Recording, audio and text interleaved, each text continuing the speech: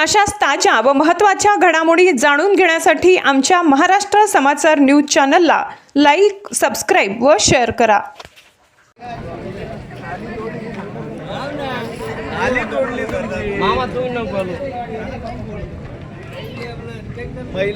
शिवसेनेतून उबाटामधनं उमेदवारी जाहीर झाली.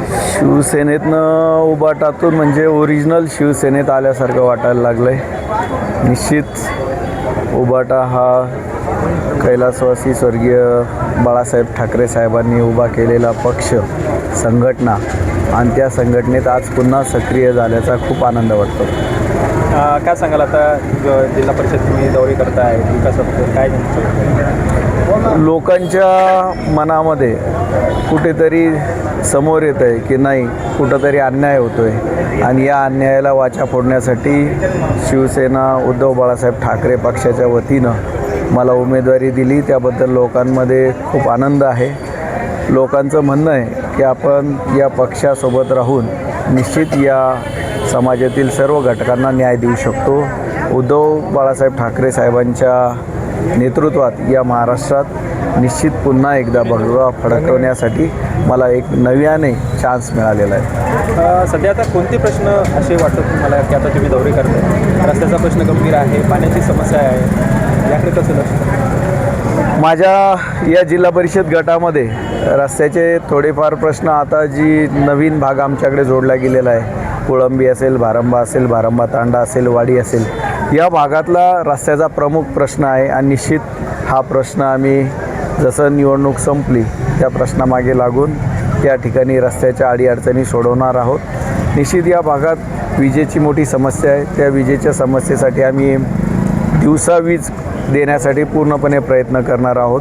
त्यासाठी वेळ पडली तर आंदोलनंसुद्धा करणार आहोत. बाकी पाण्याचा प्रश्न निसर्गाने आणि स्वर्गीय रायबान जाधव साहेबांनी आम्हाला जे बळ दिलेलं आहे, ज्या या भागात धरणं बांधलेली, त्यामुळे पाण्याचा प्रश्न कमी आहे. परंतु मूळ जो विषय तो लाईट असेल आणि रस्ते असतील, या गोष्टीकडे आमचं प्रामुख्यानं लक्ष राहणार आहे. आज आम्ही बघतोय की आमच्या या जिल्हा परिषद गटामध्ये 2017पासून शिवसेनेचं वर्चस्व आहे, आणि शिवसेनेच्या वर्चस्वामध्ये आता आम्ही मशाल आम्हाला निशाणी आहे. त्यामुळे या मशालीच्या माध्यमातून आम्ही हस्त्यापासून तर नादरपूरपर्यंत प्रत्येक गावात शाळा असेल, त्या ठिकाणचे शिक्षणाचा दर्जा असेल, हा सुधारवण्यासाठी प्रयत्न केलेला आहे. आज मला अभिमान वाटतो. त्यामुळे यापूर्वी माझी धर्मपत्नी शुभांगी काजे या जिल्हा परिषद सदस्य होत्या. त्यांच्या काळात या भागात जिल्ह्यात सगळ्यात जास्त विकास कामं झालीत. हे मी नाही म्हणत, हे विरोधक पण म्हणतात. आणि आज आपण पाहत असेल, रस्ते असतील, शाळा असतील, पाणी असेल, अशी जी काय समस्या असेल ही सोडवण्यासाठी तिने प्रामाणिकपणे प्रयत्न केला. माझी तर इच्छा ही पण होती की यावेळेस तिलाच उमेदवारी द्यावी, पक्षाने तिलाच उभं करावं. पण पक्षाचं म्हणणं होतं की कुठंतरी आपल्याला सर्वसाधारण जागा सुटलेली आहे, तर त्या जागेत मी स्वतः उभं राहावं आणि या ठिकाणी नेतृत्व करावं. तेवढं घरच्यांच्या आग्रहास्तर, बायकोच्या आग्रहास्तर खास करून मी स्वतः या निवडणुकीला उभा आहे. स्टँडिंग तुम्ही जिल्हा परिषद सदस्य होतात, म्हणजे मागे पक्षाने तर तुम्हाला तिकीट द्यायला पाहिजे होतं. स्टँडिंग जिल्हा परिषद सदस्य माझी बायको होती. 100% तिचा तो अधिकार होता. परंतु कसं असं, एखाद्याला आयतं ताट भेटलं की त्याला असं वाटतं सगळं माझंच आहे. मला चांगलं आठवतं, शिवसेना वाडीमध्ये आमच्या परिवाराने, माझ्या सहकाऱ्यांनी, सगळ्यांनी खूप मोलाचं काम केलं होतं. परंतु आपल्या पारिवारिक गोष्टीचा फायदा घेत वरच्या राजकारणात आपल्या वडिलांचा असेल, भावाचा असेल, यांचं प्रेशर वापरून काही मंडळींनी विधानसभेला उमेदवारी घेतली. त्यावेळेस नेमकी जी लाडकी बहीण योजना होती, ही योजना आम्ही तळागाळापर्यंत, घराघरापर्यंत नेली. मला सांगा वाटतं की त्या योजनेचा मी या विधानसभेचा अध्यक्ष होतो. मला प्रत्येक महिलेचा फॉर्म भरण्यापासून तर तिला लाभ देण्यापर्यंत पूर्ण काम मी केलं. त्यावेळेस या ज्या कोणी असतील त्या महिलांकडे डोकूनही बघायला तयार नव्हते, आणि एक साधा सिंगल फॉर्मसुद्धा एखाद्या महिलेचा भरला नाही. पण महिलांच्या मतावरती आमदार झालेल्या लोकांना महिलांच्या समस्याची जाणीव नाही आहे. त्यामुळं अशा गोष्टी माझ्यासोबत काय ते सगळ्या दुनियेला कळतं आहे. आधी कोणासोबत आधी कसं काय मला चांगलं आठवतं 2016पर्यंत मी जिल्हा परिषद भारतीय जनता पार्टीकडनं काम करत होतो.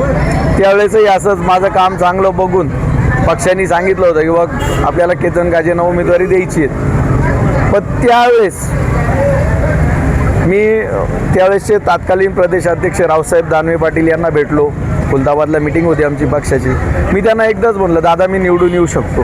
त्यांचं वाक्य होतं सगळ्या निवडणुका निवडून येण्यासाठी लढायच्या नसतात म्हणतात, काही पडायसाठी पण लढायच्या असतात. यावरून आपण समजून घ्यायचं स्वार्थ राजकारण्यांपासून मी त्यावेळेस दूर झालो.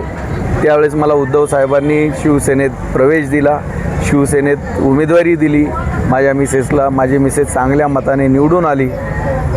मला असं वाटतं की पुन्हा मी उद्धव साहेबांकडूनच लढावं, त्यासाठी हे सगळं घडलं. त्यामुळं मला अभिमान आहे की मी मूळ घरी आलो आहे. त्यामुळे निश्चित भविष्यात त्यांच्यासोबत राहण्यासाठी मी आता कटिबद्ध आहे. या भागाचा विकास करण्यासाठी मी कटिबद्ध आहे आणि या भागातली जनता निश्चित माझ्यासोबत खंबीरपणे उभी राहील याचा मला पूर्णपणे विश्वास आहे. बरं, जनतेला काय आव्हान कराल आणि मशालीबद्दल काय सांगाल? कारण की मी जनतेला एकच आव्हान करेल,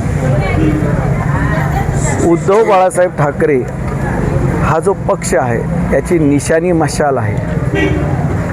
आणि काय होतं दोन्ही पक्षाचे नावं सारखे असल्यामुळे लोकांचा थोडा गैरसमज होत असतो.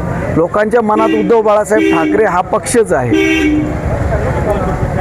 परंतु निशाणीत गोळ होतो. त्यामुळे मी जनतेला सांगेल की आपण आपला पक्ष मशाल आणि आपली निशाणी मशाल हे समजून मतदान करावं. निश्चित आपल्या सगळ्या अडीअडचणीला आम्ही सर्वजण त्यांच्यासोबत खंबीरपणे उभं राहू एवढं मी जनतेला आव्हान करतो. माझ्या या जिल्हा परिषद गटामध्ये मी स्वतः म्हणजे भाऊसाहेब मला तसं केतन नावाने ओळखतात, पुंडलिकराव काजे ही जिल्हा परिषदला मी स्वतः उभा आहे. माझ्यासोबत किशोर जिल्हा पंचायत समिती गणातून सौ संजीवनी उमेश मोकासे या उभ्या आहेत. तर निंबोरा पंचायत समिती गणातून दत्तू लक्ष्मण सोनवणे हे उभे आहेत. आम्ही 100% हे तिन्ही जागा खूप मताच्या फरकाने निवडून येणार आहोत. हे आपल्याला मी जनतेला सांगू इच्छितो. जनतेने आम्हाला सहकार्य करावं एवढीच जनतेकडून अपेक्षा करतो.